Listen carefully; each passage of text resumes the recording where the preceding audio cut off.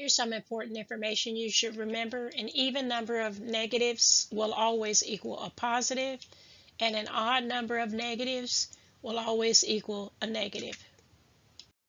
In this example, without graphing, we're going to determine whether the equation has a graph that is symmetric with respect to the x-axis, the y-axis, the origin, or none of these.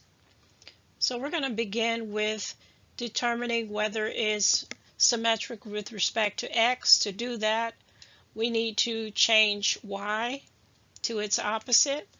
Once we do so, it's going to look like so. Remember that an even number of negatives will equal a positive. And as we can see, we do have the same thing that we started with, so we can conclude that this graph is symmetric with respect to the x-axis.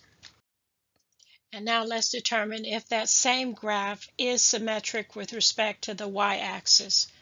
So to determine that, we're going to remove x and replace it with negative x. When we do so, it's going to look like so.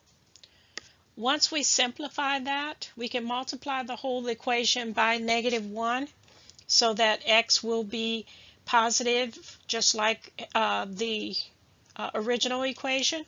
So let's go ahead and do that. And as we can see, looking at the original and the final results, they are not the same. So therefore, we have to conclude that the graph is not symmetric with respect to the y-axis. Lastly, we want to determine whether this equation is symmetric with respect to the origin. So remember, we're going to have to change both x and y to their opposite. Once we simplify, recall that an even amount of negatives is going to equal a positive. Simplifying everything, we can see that it is not the same as the original. So therefore, we can conclude that it is not symmetric with respect to the origin.